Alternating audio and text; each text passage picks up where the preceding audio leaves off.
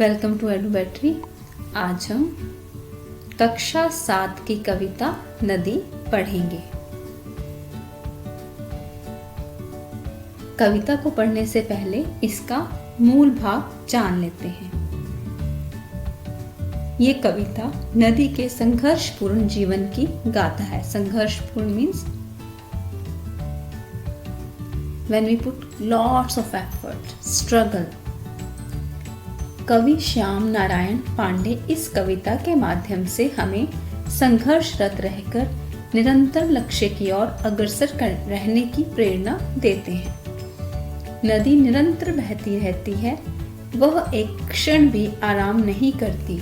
चट्टान को तोड़कर मैदान बनाते हुए, फसलों को जीवन देते हुए, गांव शहर को रोशन करते हुए एवं उनकी उन्नति का मार्ग प्रशस्त करते हुए वह अपने लक्ष्य की ओर बढ़ती जाती है और अंत में सागर में मिलकर खुद ही लक्ष्य बन जाती है।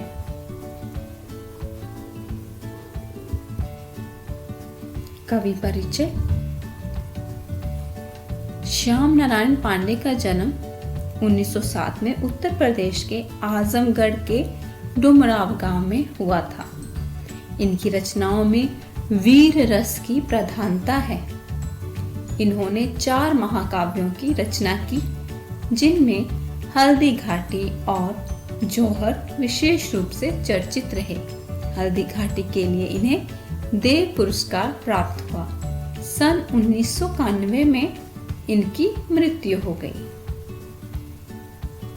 Now let's read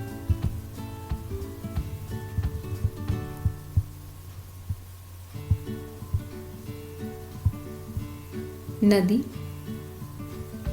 प्रस्तुत कविता नदी के संघर्षपूर्ण जीवन की कहानी कहती है। ये जो कविता है नदी के स्ट्रगल के बारे में हमें बताती है। पर्वत चट्टानों से लड़ती हुई नदी अपने किनारे बसे शहरों गांवों को जीवन देती है। मीन्स ये पर्वतों और चट्टानों से लड़कर गांव और शहर तक पहुंचती है, अपना रास्ता खुद से बनाती है और देश की उन्नति का मार्ग प्रशस्त करती है और देश को भी प्रोग्रेस देती है, देश की उन्नति का कारण बनती है। माँ की तरह दुलारती है नदी, माँ की तरह मदर की तरह दुलारती है। मीन्स अपना स्नेह प्यार बरसाती है। तो रौद्र रूप, रौद्र मीन्स गुस्सा, जब नदी अपना रौद्र रूप ले लेती है, रौद्र रूप दिखाकर डराती भी है। मीन्स जब बाढ़ आ जाती है, बहुत ज्यादा पानी भर जाता है, फ्लड आ जाता है, तब नदी अपना रौद्र रूप दिखाकर सब कुछ खत्म भी कर देती है। इस प्रकार अपने लक्ष्य की प्रतीक्षा में बहती हुई अंत में सागर में मिल जाती है। नदी निरंतर अपने लक्ष्य की ओर बढ़ती रहती है और अंत में सागर में ही मिल जाती है। नदी का लक्ष्य सागर में मिलना ही है, सागर को पाना ही है।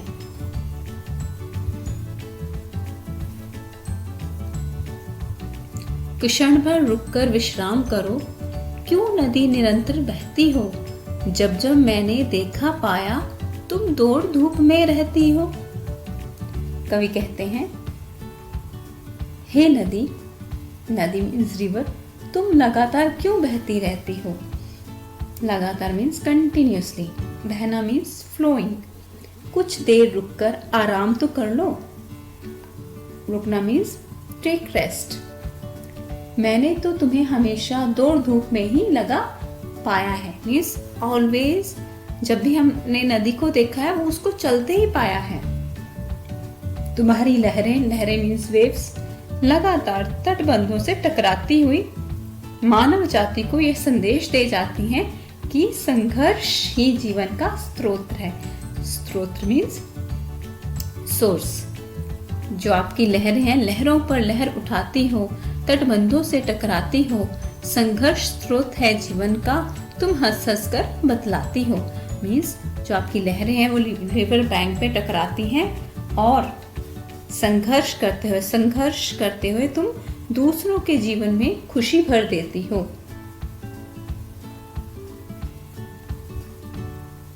भुंदराकर चट्टानों को लड़ लड़ कर तोड़ दिया तुमने। पर्वत समरस मैदान बने, रुख अपना मोड़ दिया तुमने।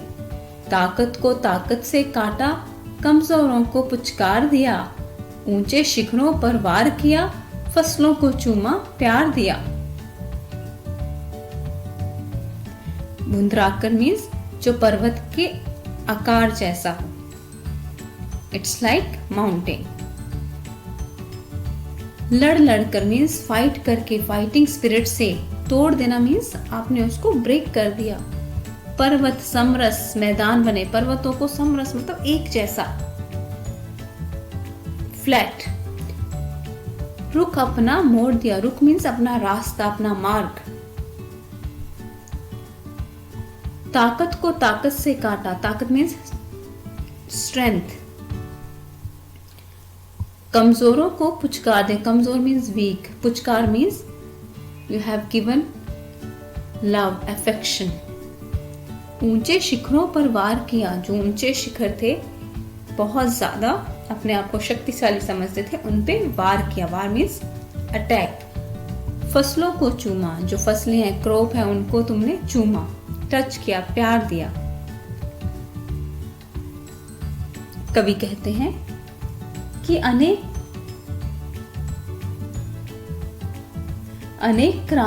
तुमने अपना रास्ता बदलने के लिए अपनी ताकत से विशालकाय, बहुत बड़ी बड़ी चट्टानों को तोड़कर स्पार्ट मैदानों में बदल दिया। मीन्स जो फ्लैट मैदान है उनमें बदल दिया। मैदान मीन्स ग्राउंड। जहां एक और ताकतवर लोगों का मुकाबला तुमने ताकत से किया, वहीं दूसरी ओर कमजोर व्यक्तियों को, जो कि वीक पर्सन्स हैं, उनको आपने स्नेह और दुलार दिया। मीन्स अपना प्यार दिया, लव दिया। फसलों को जीवन दिया। फसलों को ग्रो करने के लिए पानी चाहिए, तो पानी हमें नदियों से मिलता है। वो कह रहा है कि फसलों को तुमने चूम दिया, फसलों को ग्रो करने के लिए उन्हें पानी दिया। हे क्रांति शांति की पयस्विनी, तुमको मैं केवल नदी कहूँ, या स्वतंत्रता संघर्ष कहूँ, या फसलों की जिंदगी कहूँ। कवि कहते हैं कि अनेक क्रांतियां भी तुम्हारे तट पर हुई हैं और संधियां भी तुम्हारे तट पर हुई हैं। तुम्हें मैं केवल नदी कहूँ, या स्वतंत्रता के लिए किया गया संघर्ष कहूँ, या फसलों का जीवन कहूँ। पयस्विनी मीन्स दूध देने वाली। स्वतंत्रता संघर्ष मीन्स, स्वतंत्रता मीन्स फ्रीडम, संघर्ष मीन्स स्ट्रगल। तुम शहरों को भी प्यारी हो, तुम गांवों को भी प्यारी हो। नदी ऐसी चीज है जो शहरों को भी अच्छी लगती है और गांव को भी। दोनों को दूध पिलाती हो, तुम दोनों की महतारी हो। महतारी मीन्स मदर, माता।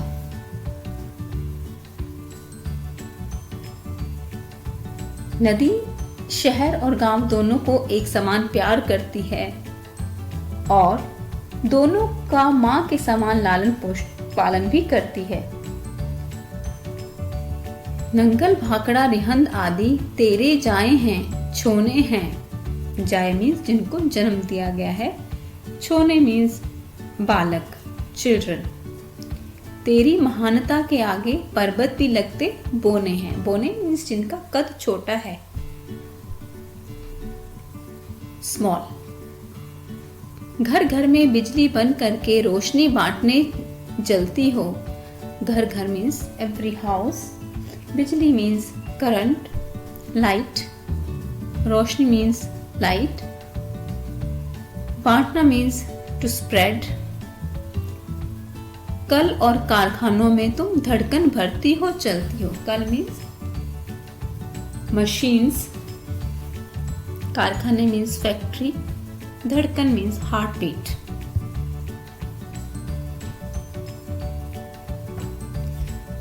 हे नदी, तुम्हारे तट पर बने हुए भाखड़ा, नंगल, रिहंद आदि बांध तुम्हारे बच्चों जैसे हैं। जिन्हें तुम्ही ने जन्म दिया है। जाय मीन्स जन्म दिया है। तुम इतने महान हो कि विशाल पर्वत भी तुम्हारे आगे बहुत छोटे लगते हैं। महान मीन्स ग्रेट। तुम्हारे तट पर बने बांधों से पैदा की गई बिजली से हमारे घर रोशन हो रहे हैं। जो हम आसपास लाइट देख रहे हैं वो सभी नदी के पानी को रोककर बनाई गई बिजली से ही चमक रहे हैं। मशीनों और कारखानों की धड़कन भी तुम ही हो। मीन्स अगर बिजली ना हो तो मशीनें, कारखाने सब बेकार हैं, कुछ नहीं चल सकता, कुछ प्रोडक्शन नहीं हो सकती। अर्थात तुम्हारे जल से ही हमारी आर्थिक उन्नति भी संभव हो सकी है। आर्थिक उन्नति मीन्स इकोनॉमिक डेवलपमेंट। तेरी लहरों में अंकित है संस्कृतियों का उत्थान पतन। उत्थान मीन्स डेवलपमेंट, पतन मीन्स डिस्ट्रॉय। तुमको देखा जिंदगी हंसी, तुम रूठ गए रूठा जीवन। जिन देशों ने तुमको पाया वे ऊंचे उठे महान बने। सब मिला मगर तुम नहीं मिली तो उजड़े रेगिस्तान बने। हे नदी, तुम्हारे तट पर ना जाने कितनी संस्कृतियों का उद्भव हुआ। वे डिवेल्प, उद्भव मीन्स डिवेल्प हुई, पता नहीं ना जाने कितनी संस्कृतियां डिवेल्प हुई, सिविलाइजेशंस बनी और ना जाने कितनी संस्कृतियां उजड़ गई, मीन्स डिस्ट्रॉय हो गई, सिविलाइजेशन डिस्ट्रॉय हो गई। ये कहानियां तुम्हारी लहरों पर छपी हुई हैं। ये जो किसी सिविलाइजेशन का बनना और बिगड़ना है, ये सब कहानियां तुम्हारी लहरों पर छपी हुई हैं। हमारा इतिहास, हमारी हिस्ट्री गवाह है कि जहां तुम्हारा अस्तित्व रहा है, मीन्स जहां पे तुम रही हो, नदी रही है, वहीं पर जीवन मुस्कुराया है, वहीं पे जीवन संभव हुआ है। और जहां से तुम्हारा अस्तित्व विलीन हो गया, मीन्स जहां से तुम चली गई हो, मीन्स जहां पे जिस धरती पर नदी नहीं है वहां से मानो जीवन ही रूठ गया हो। मीन्स पानी के बिना हमारा जीवन संभव नहीं है। जिन देशों से होकर तुम्हारा अमृत रूपी जल बहा, जहां से तुम बही, तुम्हारा पानी बहा, उन्होंने खूब प्रगति की। प्रगति means they have achieved progress, और महान बन गए। महान मीन्स ग्रेट बन गए, उनका नाम हो गया पूरे विश्व में, वो शक्ति संपन्न हो गए। लेकिन जिन देशों में सब कुछ है और तुम्हारा जल उपलब्ध नहीं है, लेकिन कुछ ऐसे देश हैं जहाँ पे सब कुछ है लेकिन पानी नहीं है, वे रेगिस्तान बन गए। रेगिस्तान मीन्स जहाँ पे जीवन बहुत मुश्किल है, पानी के बिना ना पेड़ है ना पौधा है, वातावरण गर्म रहता है, वो रेगिस्तान बन गए पानी के अभाव में, नदी के अभाव में। सैलाब रूप धारण कर तुम उफनती हो जब लहर लहर, पुल सड़क रेल बह जाते हैं, थर थर करते हैं गांव शहर। फिर सागर की व्यापकता में मिल जाती हो, खो जाती हो, जो लक्ष्य खोजने निकली थी वह लक्ष्य स्वयं हो जाती हो।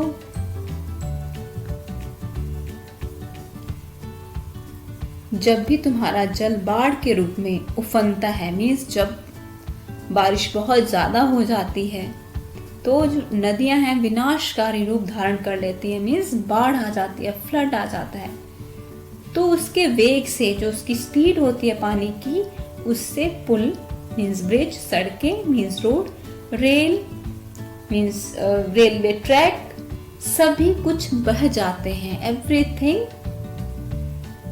Get destroyed. गांव और शहर तुम्हारा रौद्र रूप देखकर थर थर कांपने लगते हैं। गांव और शहर आपका जो रौद्र रूप है देखकर कांपते हैं, क्योंकि पानी अगर बहुत ज्यादा है बाढ़ के रूप में, ये विनाश ही देता है। अपनी लंबी यात्रा के बाद तुम सागर के विस्तार में खो जाती हो, मतलब सागर में खो जाती हो।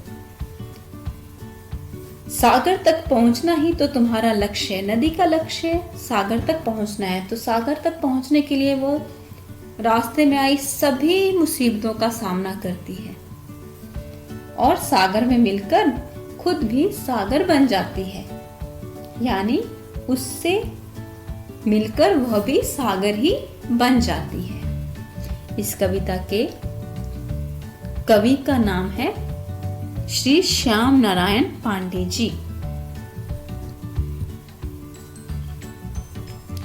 Let's do the question answer. First question is, नदी हंस हंसकर क्या बतलाती है? आंसर इज, नदी हंस हंसकर यह बतलाती है कि संघर्ष ही जीवन का स्रोत है। अगर आपको अपना जीवन अच्छे ढंग से जीना है तो आपको स्ट्रगल करना ही होगा। क्वेश्चन नंबर ख, कवि नदी को विश्राम करने के लिए क्यों कह रहा है? विश्राम means taking rest. Why poet is asking to take rest to river?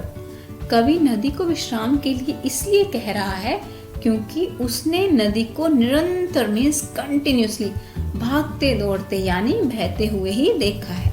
हमने भी नदी को हमेशा चलते हुए निरंतर भागते हुए ही देखा है, इसलिए वो उसको विश्राम करने के लिए कह रहा है। क्वेश्चन नंबर ग, नदी गांव और शहर दोनों को प्यारी क्यों है? आंसर इज, नदी गांव और शहर दोनों को इसलिए प्यारी है क्योंकि वह दोनों का ही मां के समान पालन पोषण करती है। क्वेश्चन नंबर घ, नदी के छोने किन्हें कहा गया है?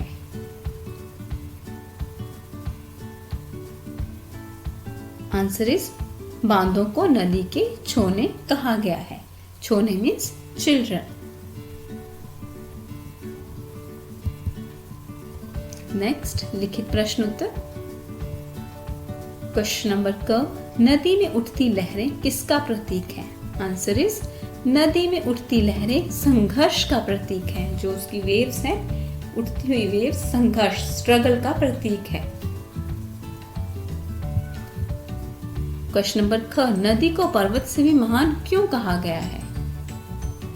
आंसर इज, नदी को पर्वत से भी महान इसलिए कहा गया है क्योंकि वह सबको जीवन देती है।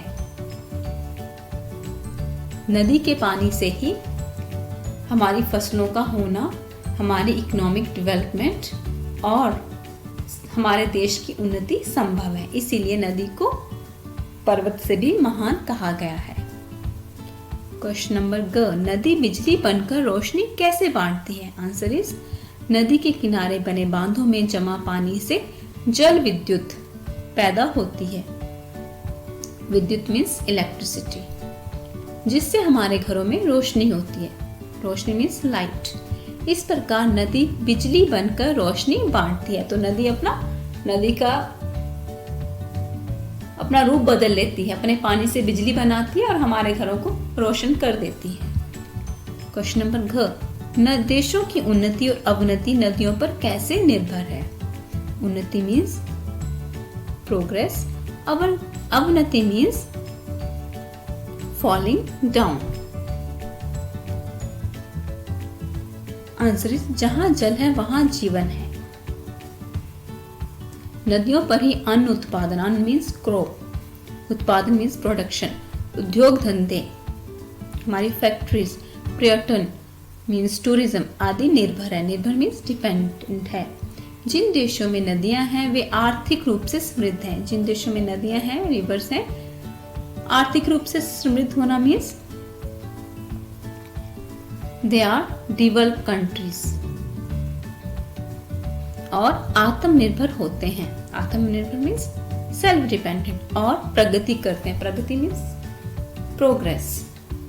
जिन देशों में नदियां नहीं हैं उन्हें दूसरे देशों पर निर्भर रहना पड़ता है और वे प्रगति की दौड़ में पिछड़ जाते हैं। जहाँ पे पानी नहीं है उनको दूसरे देशों पर निर्भर रहना पड़ता है और थोड़ा उन्नति की दौड़ में वह पिछड़ जाते हैं।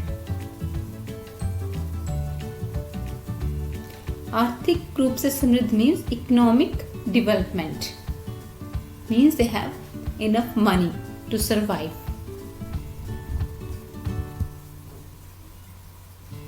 Now let's do the textbook exercise. सही विकल्प चुनकर टिक लगाइए। जीवन का स्रोत क्या है? नदी, संघर्ष। नदी का संघर्ष निरंतर चलना। करेक्ट आंसर इज संघर्ष मीन्स स्ट्रगल। सभी के जीवन का स्रोत संघर्ष है। ख, नदी की लहरों में क्या अंकित है? करेक्ट आंसर इज संस्कृतियों का उत्थान पतन। क्वेश्चन नंबर ग, जिन देशों ने नदी को पाया वे क्या बन गए हैं? करेक्ट आंसर इज विकसित और महान मीन्स डेवलप और ग्रेट। मूल्यपरक प्रश्न। कविता में वर्णित नदी के जीवन संघर्ष से हम क्या सीख सकते हैं? नदी के जीवन संघर्ष से हम यह सीख सकते हैं कि लक्ष्य प्राप्ति के मार्ग में हमारे जीवन में जो भी बाधाएं परेशानियां आए, हम उनसे घबराकर रुके नहीं। मीन्स हमें कहीं रुकना नहीं है, स्टॉप नहीं करना है, बल्कि चुनौतियों जो भी चैलेंजेस हैं उनको स्वीकार करके लगातार अपने गोल की ओर अग्रसर रहना है, अपने लक्ष्य की ओर अग्रसर रहना है। भाषा ज्ञान। 5 वर्गों में अनुस्वार अरहित पंचम वर्ण का स्थान लेता है। अनुस्वार मीन्स जिस बिंदु का लेखन उसके बोलने के स्थान से पहले वर्ण पर किया जाता है, जैसे कंठ। कंठ को इस तरह भी लिख सकते हैं क्योंकि ठ वर्ग का है और उसका पंचम अक्षर अण है, इसलिए हम कंठ को आधे अण के साथ न को रिप्लेस कर सकते हैं। दिए गए शब्दों को पंचम अक्षर का प्रयोग करके लिखिए। तो जब हमने पंचम वर्ण का प्रयोग करना है तो हमने जो है वर्णमाला के व्यंजनों की लाइन को ध्यान में रखना है। निरंतर, यहाँ त है, त से त वाली लाइन तवर्ग का अंतिम वर्ण है न, तो इसलिए इस बिंदु को हाफ न से भी रिप्रेजेंट कर सकते हैं। क्रांति, स्वतंत्रता। यहाँ पे सभी हमने आधा न क्यों डाला है? हमने तवर्ग को ध्यान में रखा है। तवर्ग का अंतिम लेटर न है, इसलिए हमने यहाँ पे न के साथ बिंदु को रिप्लेस किया है। अंकित, अंकित में अण लिखा है क्योंकि यहाँ पे हमने क वर्ग को कंसिडर किया है। क ख ग घ ण पंचम वर्ण अण है, इसलिए बिंदु की जगह अण को रिप्लेस किया गया है। जिंदगी, ज तवर्ग में आता है और तवर्ग का पंचम वर्ण न है, इसलिए यहाँ पे न लिखा गया है। रिहंद, नेक्स्ट सेकंड में दिए गए शब्दों के 3 पर्यायवाची लिखिए। पर्यायवाची मीन्स शब्द के नाम डिफरेंट है लेकिन मीनिंग सेम है। नदी, सरिता, तरनी, तटनी, नदी के ये सभी नाम हैं। जीवन, जिंदगी, आयु, प्राण। पर्वत, पहाड़, नग, गिरी। रोशनी, उजाला, प्रकाश, ज्योति। सागर, समुद्र, जल्दी, पयोधी। ये सागर के अलग अलग नाम हैं। सागर को पयोधी भी कहा जा सकता है, जल्दी भी कहा जा सकता है, समुद्र भी कहा जा सकता है। दूध, क्षीर, अमृत, दुग्ध।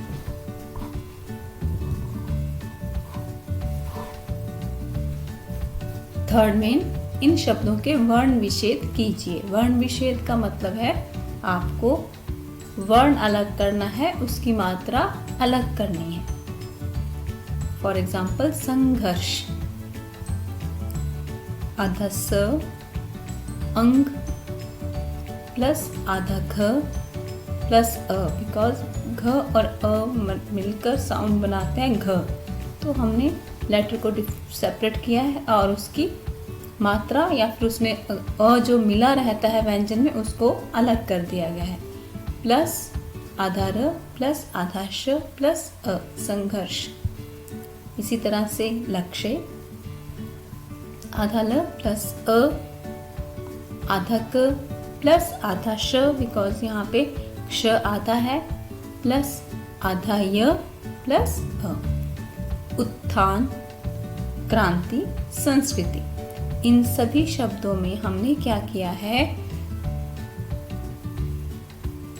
स्वर या व्यंजन को अलग किया है, उसके बाद उसकी मात्रा को अलग किया है। फोर्थ में, हिंदी भाषा में अनेक भाषाओं के शब्दों का मिश्रण है।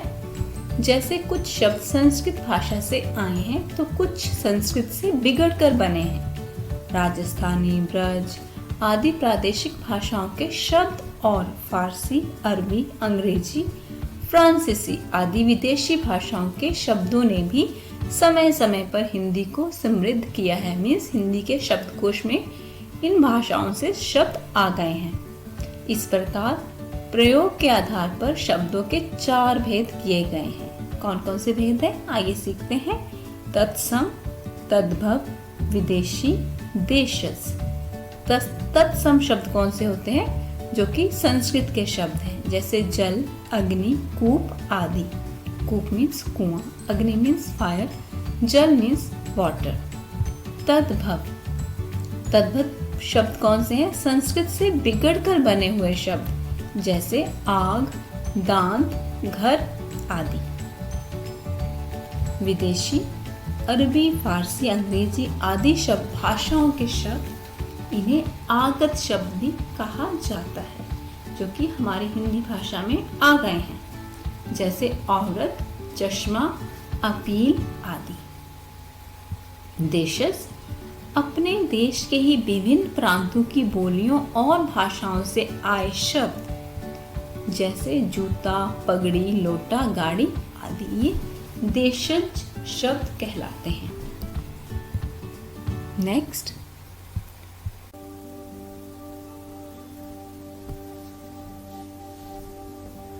thank you for watching this video. Please like, share and subscribe my channel EduBattery to charge your knowledge. To subscribe, click on subscribe button.